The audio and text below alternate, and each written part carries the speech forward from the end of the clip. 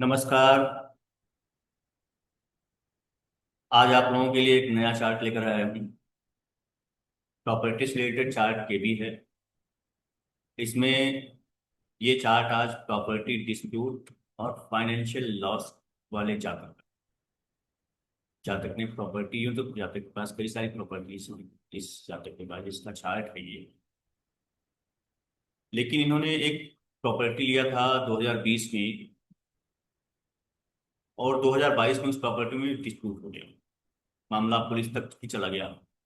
आगे जा करके 2024 में, ये 22 में, 23 में, 24 में, 2024 में ये कोर्ट में भी चला गया मामला। 23 में, 2023 में कोर्ट में चला गया।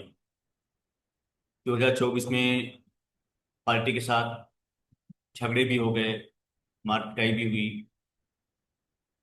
इनके नाम FIR भी हो गया। ये इनकी गिरफ्तारी का वारंट भी जारी हो गया। ये घर से भी 2-4 दिन गायब रहे। तो हालांकि मारपीट में ये नहीं इन्वॉल्व थे, लेकिन इनके नाम भी FIR हुई। ये सारी चीजें हुई थी इनके साथ। और सितंबर 2024 में इनका 10 लाख रुपए का नुकसान भी हुआ। वो भी मैं आपको बताऊंगा। चार्ट शेयर करता हूँ आपसे। ये चार्ट है, और ये बर्थ डेट है जातक की। 9 दिसंबर 1983 का जन्म, सुबह 6:15।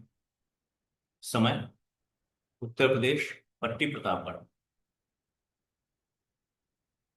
ये आप देखिए कि अ, वृश्चिक लग्न की कुंडली है। और वृश्चिक लग्न की कुंडली है। मकर राशि जातक की कुंडली काफी अच्छी है। यही दो ग्रह 12 भाव में चले गए। परहवे का स्वामी, और ये चतुर्थ का स्वामी शनि। हालांकि यहाँ देखिए कि परहवे का स्वामी स्वराशि का बैठा है, और जो चतुर्थ का स्वामी है वो भी अपने से त्रिकोण में गया है, 9वें भाव में, और उच्च राशि में है। तो परहवे में तो है, लेकिन फिर भी कुछ अच्छा ही है। आप इसमें एक दो अच्छे योग बने हुए हैं, जैसे कि ये लाभ का स्वामी आप देखिए कि धन भाव में जाके बैठा है। ये एक तरह से धन योग बनता है। दूसरा, गुरु सूर्य का योग, ये एक तरह का राजयोग है। ये केंद्र त्रिकोण राजयोग बोलते हैं इसको। गुरु त्रिकोण का स्वामी है, और सूर्य केंद्र का स्वामी, यहाँ उसकी सिंह राशि। तो ये गुरु सूर्य का राजयोग बना हुआ है, लेकिन ये राजयोग का फल इस जातक को उतना मिलेगा नहीं जीवन में। उसका रीजन क्या है कि गुरु अस्त हो गया सूर्य के साथ, काफी निकट हो गया। 22 अंश का सूर्य है और 27 अंश का गुरु है। दूसरा, राहु केतु के प्रभाव में है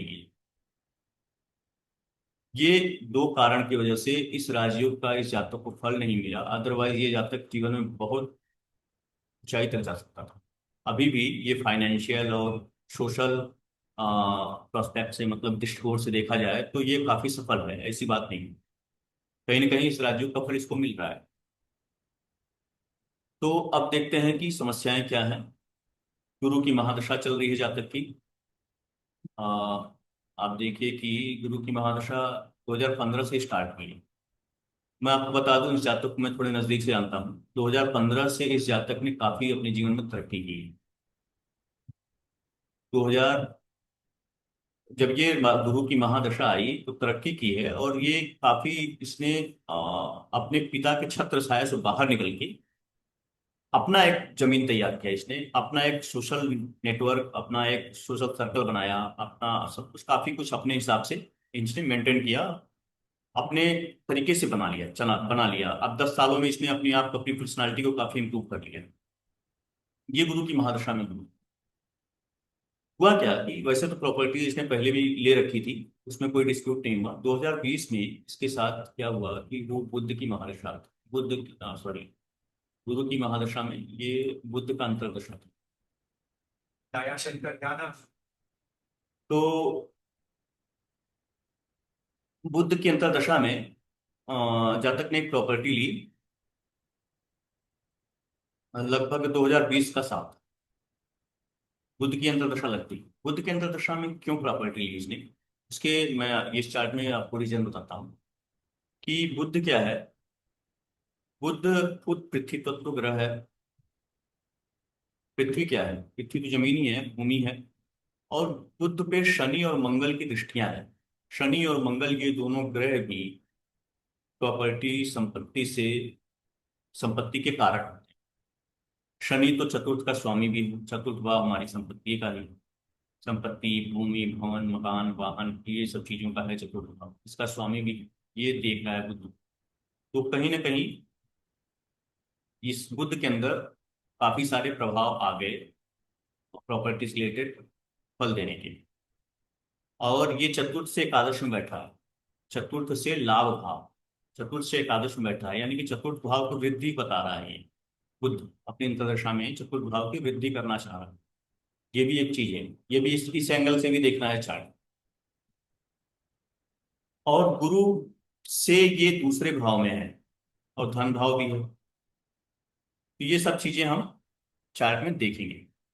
इस चार्ट में एक चीज और बहुत अच्छी बनी है कि ये नवम का स्वामी यानी भाग्य का स्वामी चंद्रमा भाग्य भाव को देख रहा है, यानी कि भाग्य भी जातक का बहुत स्ट्रांग है। ऊपर से गुरु की दृष्टि भाग्य पर आ गई, तो भाग्य का भाव भी बहुत अच्छा है इस जातक का। अब डिस्प्यूट हुआ क्यों, कब, ये देखते हैं। केतु की अंतर्दशा जब शुरू हुई, इनकी डिस्प्यूट इन इस प्रॉपर्टी में 2 साल तक कुछ नहीं हुआ, कोई दिक्कत नहीं थी।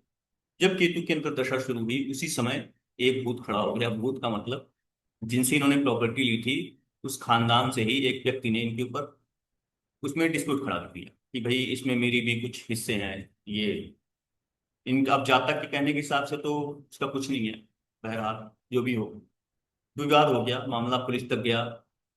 इनका मेरे पास फोन आया था अक्टूबर नवंबर 2022। तो इन्होंने मुझसे कहा कि ऐसा ऐसा हो गया है, इस तरह की चीजें हैं। हालांकि मेरा सेटलमेंट हो गया है, जिसने मुझे परेशान किया है उसके साथ मेरा समझौता होने वाला है, बातचीत हो रही है पुलिस के साथ भी। तो मेरा शॉर्ट आउट हो जाएगा बहुत जल्दी। लेकिन फिर भी आप थोड़ा सा देख के बताइए कि क्या हो सकता है, मुझे थोड़ा गाइड कर दीजिए क्या करना चाहिए, क्या हो सकता है। मैंने देखा चार्ट, अगले दिन इनसे बात की। तो मैंने इनको बताया कि भाई देखिए आपका मई जून तक अगले साल यानी 2023 तक तो कुछ नहीं होने वाला। बहुत उम्मीद कम है कि आप जो कह रहे हैं वो हो जाएगा। फिर भी अगर आप कह रहे हैं तो हो सकता है हो जाए। भाई आप बेहतर समझते हैं उसको, मैं तो मामले से इतना करीब से नहीं देखा मैंने। मैं तो बस कुंडली देख के बता रहा हूँ आप। कुछ नहीं हुआ। इनका फोन फिर वहाँ मार्च में आया। मार्च में इन्होंने बताया आप सही कह रहे थे, मेरा कुछ नहीं हुआ है। अभी वो उलझा, ये बात आगे ही बढ़ती जा रही है, बल्कि उलझता ही जा रहा है। तो मैंने कहा अभी, बोले कि अब क्या होगा। मैंने कहा कि भाई अब मई जून तक मैंने बताया है, अब मई जून फिर से चार्ट देखूंगा बताऊंगा आपको। तो फिर से इनसे बात हुई कुछ 2 3 4 महीने बाद। तो मैंने देखा कि शुक्र की अंतर्दशा आई थी। शुक्र की जब अंतर्दशा आई थी तो मैंने इनसे कहा कि भैया शुक्र को मैंने देखा 12वें भाव में बैठा है, 12वें का स्वामी है और शनि के साथ है। शनि 12वें का कारक भी है। मैंने कहा भैया इस संपत्ति से जो आपने लिया है इसको आप हर सब प्रयास करिए, कॉम्प्रोमाइज कर लीजिए इसके साथ, समझौता करके इसको बेच दीजिए, अपने पैसे निकाल लीजिए। अदरवाइज इस संपत्ति से आपको बहुत परेशानियां ही होने वाली हैं। अभी 2 3 साल तक तो बड़ी दिक्कतें रहेंगी। अब इसमें आपको ये मामला कोर्ट तक भी जा सकता है, विवाद बढ़ सकता है। और वाद विवाद से बचिएगा। मैंने इनको एक सलाह दी कि वाद विवाद से बचिएगा, बात बढ़ाने से बचिए, क्योंकि बढ़ेगी तो बात काफी आगे तक निकल जाएगी। और हुआ भी वही। मेरी सलाह इन्होंने मानी होगी हो सकता है, पर इनके मानने ना मानने से क्या होगा। ग्रह की दशाएं जैसी रहेंगी, जिस तरह का प्रभाव रहेगा वो अपना देकर ही जाएगा। वो कुछ हमारे आपके करने से नहीं हो पाएगा, वो रुकेगा नहीं। हमको जो फल मिलना वो मिल के रहेगा। तो बाद में क्या हो गया, वास्तव में ये मामला कोर्ट तक चला गया। फिर कुछ टाइम बाद इस इनकी तरफ के लोगों से और उस तरफ के लोगों से झगड़े भी हो गए, मारपीट भी हो गई। ये उसमें इन्वॉल्व नहीं थे मारपीट में, लेकिन इनके खिलाफ भी एफआईआर। पुलिस इनको भी ढूंढ रही थी और ये जनाब भी कुछ दिनों तक घर छोड़कर गायब रहे। बाद में फिर अपना जमानत वगैरह कराया इन्होंने कोर्ट में जा करके। अब ये मैंने आपको बताया कि दशा के कारण है। शुक्र के अंतर दशा जो द्वादशेष है वो द्वादश में बैठा हुआ है, ये हानि ही करेगा। भले ही इस भाव का स्वामी है, लेकिन 12वें भाव का ही तो इसको फल करना है। और शुक्र शनि है कौन, इस ग्रह के, इस कुंडली के शत्रु हैं। मंगल को शत्रु मानते हैं दोनों। मंगल के शत्रु हैं, पहली चीज। दूसरी चीज, महादशानाथ गुरु जो है वो लग्न में बैठा है, बहुत अच्छा है लग्न का फल करना। लेकिन महादशानाथ से अंतरदशानाथ जो था वो 12वें भाव में बैठा था। यानी कि महादशानाथ से अंतरदशानाथ भी अगर 6, 8, 12 में बैठा हो तो वो दशा भी बहुत अच्छी नहीं होती। ये बात भी, ये एंगल भी हमें प्रेडिक्शन के समय बहुत ध्यान रखना होगा कि महादशानाथ से अंतरदशानाथ 6, 8, 12 में नहीं होना चाहिए। अगर ये 6, 8, 12 में हो तो वो दशा बहुत सावधानी से निकालनी चाहिए। यही मैंने इस जातक को बताया कि आप सावधानी से दशा को निकालिएगा, नहीं तो आपकी दिक्कतें बढ़ेंगी ही, घटेंगी नहीं। और हुआ भी वही। उसके अलावा मैंने इनको एक और सलाह दिया था कि इस दशा में आप कहीं फाइनेंशियल इन्वेस्टमेंट मत करिएगा। पैसे का लेन देन से बचिएगा, पैसे के लेन देन से, इन्वेस्टमेंट से बचिएगा। अब वो इस दशा में इन्होंने इसमें इन्वेस्ट किया था या पहले किया था ये तो मैंने नहीं पूछा। पर हुआ क्या कि सितंबर 2024 में पता चला कि किसी को इन्होंने 10 लाख रुपए दिए थे और वो आदमी भाग गया। वो आदमी पैसे लेके फरार हो गया। इनकी विश्वास पात्र ही रहा होगा तभी इन्होंने 10 लाख रुपए उसको दिए होंगे, जाहिर सी बात है। तो विश्वास जहां होता है वहीं विश्वासघात होता है। विश्वासघात का शब्द का सृजन भी विश्वास से ही हुआ। यानी पहले विश्वास करो फिर विश्वासघात। तो वही हुआ, इन्होंने विश्वास किया और विश्वासघात हो गया इनके साथ। वो बंदा पैसे लेके इनके 10 लाख रुपए भाग गया। वो सितंबर 2024 की बात है।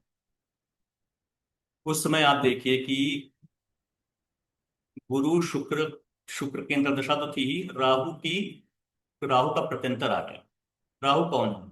राहु सप्तम में बैठा हुआ है, वृष राशि। राहु जिस राशि में हो उस राशि के स्वामी की अगर दूसरी राशि भी है तो उसका भी फल राहु करता है। और इसकी दूसरी राशि आप देखिए कि 12वें भाव में, यानी कि राहु को सप्तम के साथ साथ 12वें का भी फल करना था और उसने वही किया। 12वां क्या है? हानि। दो फाइनेंस के कारक ग्रह गुरु और शुक्र की दशाएं चल रही थी। गुरु से अंतरदशानाथ 12वें का था, 12वें का स्वामी भी है, 12वें भाव में बैठा है। राहु ने भी उस भाव का फल करना था।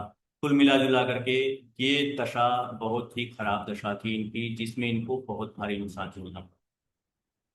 अभी तक उस व्यक्ति का अता पता नहीं है कहाँ है वो। अब एक चीज और है, इस कुंडली में जो गुरु है ना वो अस्त हो गई। तो इस दशा में अगर ये गुरु अस्त नहीं होता, गुरु बलवान होता, तो उम्मीद थी कि ये पैसा निकाल लेते शायद, या मिल जाता अपनी मेहनत से, परिश्रम से, कुछ तिकड़म लगा के, जुगाड़ लगा कर ये पैसे निकाले। लेकिन गुरु के अस्त होने से इसकी संभावना बहुत कम है कि इनके पैसे निकल पाए वापस।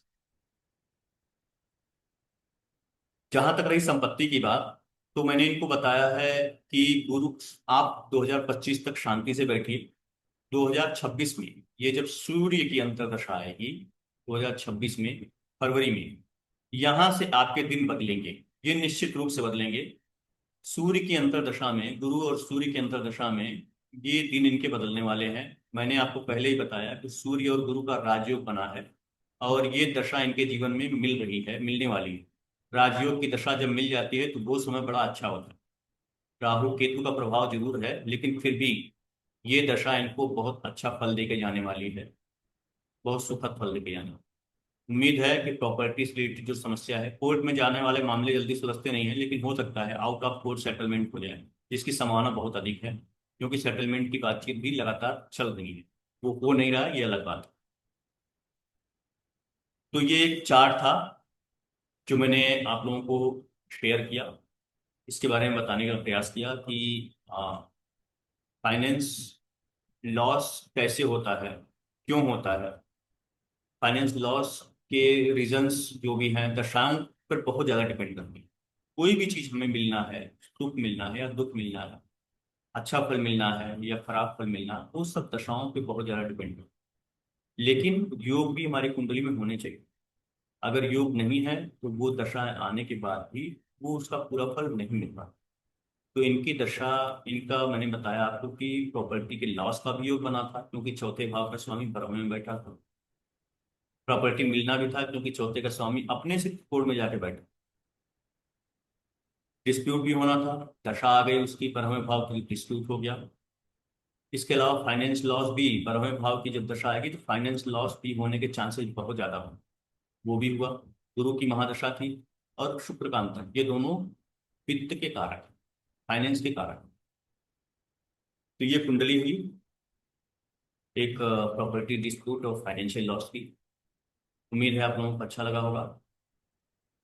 कल भी एक प्रॉपर्टी में एक कुंडली लेके आऊंगा मैं, प्रॉपर्टी से रिलेटेड है। उस जातक ने 10-12 साल पहले एक प्रॉपर्टी लिया था और आज तक उस प्रॉपर्टी का मालिकाना हक तो इनको मिल गया, कब्जा मिल गया, उस प्रॉपर्टी का कब्जा इनको मिल गया, लेकिन आज तक उस प्रॉपर्टी का रजिस्ट्री पेपर इनको नहीं मिल पाया।